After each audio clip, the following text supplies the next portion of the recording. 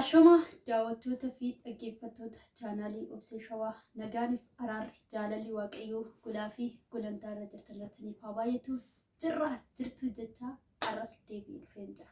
Maal qabattee dhuftee Obseen jechuun keessannoo isa duratti garuu chaanaala kiyyaaf haaraa warra taatan laayik, sheer, sabskiraayib gochuudhaan na jajjabeessaa warroonni na jajjabeessaa jirtanis galatoomaa isiniin jira.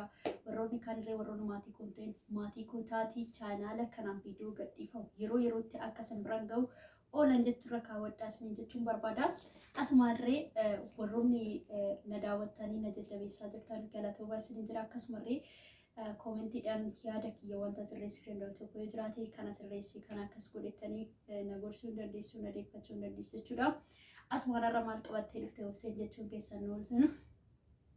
Bara kana yoomitti maal goonaree carraadhuma ta'u waa'ee Ruutaa fi Daanii Abrishiif Tsageettiin qabadhee dhufee ani jarri kuni gisee tokko tokko diraamaa natti ta'aa jiru. Amma sirii amanuu dadhabeen jira. Gisee tokko akka namanuu na goosisu gisee tokko akka inni namanni na goosisu. Maaliif gaafa maxxaraa walitti fidanii akkas wal godhan kana akka namanuu ta'a. Gaaf tokko garuu uummata irratti diraamaa hojjetu ijoolleen kun hin jiru na amansiisaa jira. Maaliif hojjetanii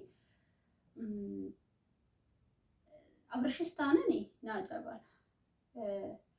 Gaafa Tsigeen bilbiltuu fi maaliif dhaquu isa barbaachise? Gaafiidhaanaaf kun maal gocha dhaquu isa barbaachise?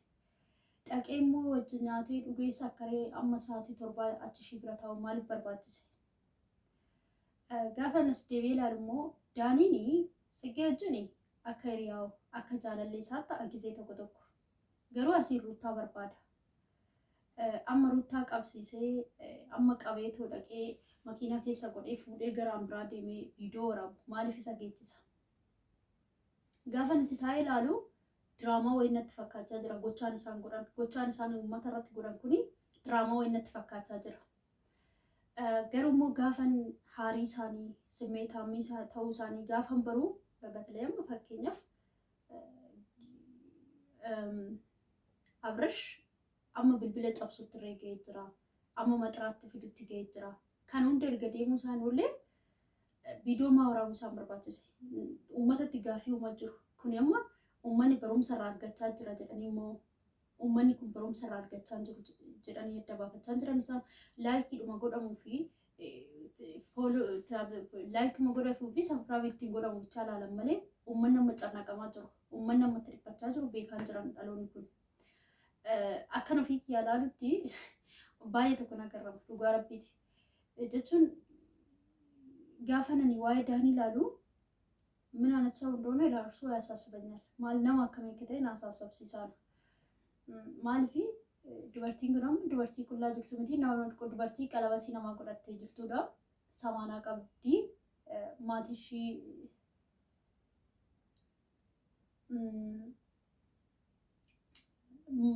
ቀለበቲ ቀብዲ ማቲሺ ፊ ማቲ ሙጫወል በራኒ ጅሩ ጃርሱማ ተኛተኒ ሰዴት ተኛተኒ ጦሙራኒ ጅሩ inni garuu gidduu galee akka isaan baxabbataman akka isaan wal lolan akka isaan akkas godhan maa barbaachise? Niitiin samaanaa qabdu kanaan booda seerri naa kenna jedhee yaadamoo niitiin qalabatii abbaa tokko qalabatii gisee takka gisee lamatti godhatee niitiin qalabatii namaa qabdu dubartiin qalabatii namaa qabdu kanaan booda haadha manaa naa taate jedhee yaadamoo yaadni sammuu isaa maaloo ta'u maddaanii nama kan dadhaba. Anaaf gaafidha kun uummata hin beeku suniif koomentuma jalatti na barreessame. Aarsaa kan hunda ilaal otoo aarsaan kaffalaaf jedhee otoo ishiin qalabatii ofirraa qabaachuu baattee otoo ishiin dubartii samaanaa qabdu qabaachuu ta'uu baattee ittaa kaffalu dadhabbii aarsaa ittaa kennu jechuu hin danda'a. Garuu ishiin samaanaa qabdi jaarsi jarri maatiin mucaaf maatii ishii kan wal beekudha. Qalabatii gisee takka gisee lama akka itti godhame argee otoo kan hunda beeku dubartii namaa jalamaa deemee dadhabaadha ragaa fennatti himu. Anaaf gaafiin koo kanadha. Isiniif immoo gaafiin keessaa maal akka ta'e hin beeku. Maal seetanii gaafa itti ilaalanii diraamaa natti fakkaata dhugaa waaqayyooti. Gaafan immoo balleessaa isaan gidduutti balleessan amma bilbila cabsanitti amma wal rukutanitti amma walirratti qeenii qabanii waraqata walitti fidanii kisii walirra dhaabanitti gaafa ilaalu dhugaa natti fakkaata. Garuu dhugaa ta'e taanaan akka kootti dogongorri kan jiru Tsigee fi Daanii bira. Dhugaa na amanaa. Tsigee fi Daanii bira dogongora guddaa jira. Tsigee silaa akkuma bubbee kun wanni isa bombolattii isaan ta'aa jirti dhugaa waaqaa. Maaliif seet lij naat በቃ seet lij dubartii taateef qabdee kabaja ofitti kennuu dirqama ishee ture. Ishiin garuu amma ruuttarree hawwayyu. Ruuttan amma kabaja gara abbaa manaa isheetii qabdi. Inni sunis jaalateetuma tajaajilaa jira. Garuu immoo Tsigeen amma inni kun hin jaalanne sunis hin jaalanne gidduutti akkanuma qaama ishee qullaa gootee akkuma bubbee taa'aa jirti. Kuni dubartiin takka gaafa kabaja ofitti goote, gaafa kabaja ofitti qabde, gaafa carqee ofitti qabde namni irree kabaja kennaaf. Otoo amma ishiin akkasumas sanjalas akkas taatee wanni jechuu waatte Tsigeen amma daanii narra ishii teechisee ishiidhaan otoo asiisin jaaladhee osoo ishii asii wanni jedhu otoo fireendiitii jedhee ishii teechisu asiin goddanyaan biraa ani yanchin uko alwaddim simbarbaadu simbarbaadu nama biraan barbaada jedhee ishii biraan taa'u ture. Garuu kabaja ishii of dhowwate. Gaafa daanii bira geesse daanii fakkaatti gaafa Abrish bira geesse Abrish fakkaatti. Jireenya immoo akkasittiin argatan Tsigishaa. Kagabbaanish ማለት ነው. Jireenya akkasiin ta'u. Kanaafi ani akka gootti diraamaa yoo ta'e uummatatti gabbaatanii otoo hin taane ananatti tola. Lakki immoo diraamaa miti waan dhugaatu yoo jettan immoo Tsigee fi Abrish Tsigee fi daaniin otoo dhaabbatanii natti tola. Jireenya namaa diiguun sirrii miti. Gaa'ela namaa diiguun sirrii miti. Waaqayyo sin jaalatu namni sin jaalatu. Wanta waaqayyo jaalatu wanta nama jaalatu godhaa. Uummanni irree wanta jaalatu godhaa. Uummanni kun amma jala taa'ee har'aba uummanni kun sin arrabsu uumaa faayidaa sin hin qabu. Yaa jasti uummanni namni baay'ee ilaalee birriitti argachuu dandeessu. Itti sinii kaffalamuu danda'a.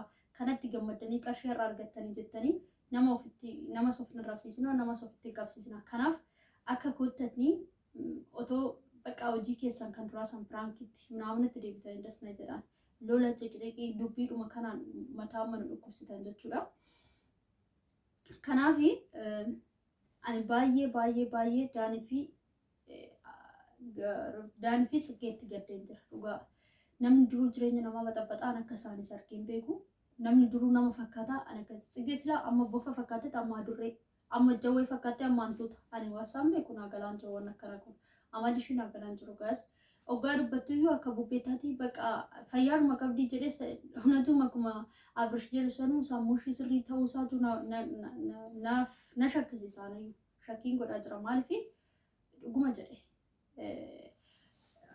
jedhee Abrish nagaa keetii ati jedheen hunatuun nagaa ishii ta'uu ishiitu anayyuu na shakkisiisaa jirti maaliif gochaan ishiin gootu gochaa Tsigeen godhaa jirtu nama nagaa qabu miti nama nagaa hin qabne akkas godhaa jira malee. Kanaafi otoo danda'ame jireenya namaa keessaa baatee jireenya kee yoo qannaatee jireenya akka ruuttaa kanan jiraachuu barbaada. Jaalala akka ruuttaa namarraa qabdu kanan qabaachuu barbaada yoo jette waan gaarii hojjedhuuti uummata keettas bahi sisimata uummanni kee. Waan gaarii gaafa hojjette daaniin dhumta darra asiin daanii fakkaachaa asiin abaluu fakkaatu kun daanii dhumti kun kabaja sitti kennee si jaalachuu danda'a. Har'as laatii ofii keef kabaja dhowwaa jirta jechuudha akka kootti Tsigishaa.